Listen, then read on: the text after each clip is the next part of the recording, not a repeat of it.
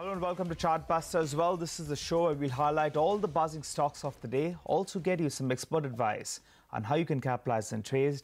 All that and more in the next half hour odd. I'm Nigel D'Souza and with me today is Reema Tendulkar. Hi Reema. Well, we've had a splendid run from the high point of today. The Nifty has come off, but even if you put it together, 50 points today, and in the last 1 month or so, we're up nearly around 900 points. Absolutely. It's been a breathtaking rally at the index level. The only thing I'll watch now is the performance of the mid-cap space, because that has been trailing the frontliners. So even today, as the benchmark indices are up close to about 0.5%, the mid-cap index has lost more than 100 points from the top of the day.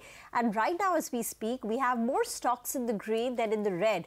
But if you look at the last 3 days of last week, the advanced decline ratio was negative. So there is a clear trend of the broader markets perhaps peaking out in the near term or just purely underperforming the frontliners. And even today, the gap between the advances and declining have been narrowing. And the index, of course, is off from its peaks and currently in the red. So just keep your eye on the mid-cap space. But lots happening in terms of individual stocks. So let's take you all through the top headlines.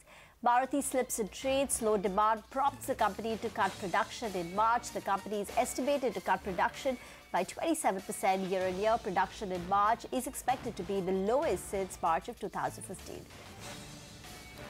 And oil marketing companies gain on the back of a strong rupee and lower crude prices. The rupee gains past the 69 mark for the first time since August 2018, and while crude oil prices slip on global economic concerns. Grasim under pressure as the Income Tax Department slaps a tax demand notice of 5,872 crore rupees. Grasim believes the order is not tenable in law and is taking necessary action against the order. And the battle for Mindtree heats up as sources suggest L&T board to consider a hostile takeover today, even as the Mindtree promoters look to thwart a takeover by considering a buyback on Wednesday. And more stocks reacting to news. Lupin sees a big cut of 4% after US FDA classifies the company's Somerset facility in New Jersey as official action indicated. While Lakshmi Vilas Bank surges as the bank completes the QIP of 460 crores, priced at 72 rupees per share. All right, then the Nifty has, come off the high point of the day. Mahindra & Mahindra, that's a stock that's under some pressure. So that's seeing some sort of, a selling in the last few minutes. Tech Mahindra as well has moved lower as we speak. So keep an eye out on that one as well. We had the management earlier today that suggested that they will be looking to maintain margins at current levels. But they said that rupee appreciation definitely dents their margins by around 20 basis points or thereabouts. So the Nifty has come off the top, but the mid-cap index is now trading in the red. So keep an eye out on a few stocks, that come to mind.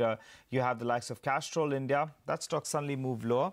And Marico as well has suddenly seen some selling pressure. But Prakash Kaba is with us in the studio. Prakash, how would you trade the Nifty from here? We have come off from the top. Will you be looking to buy into this dip?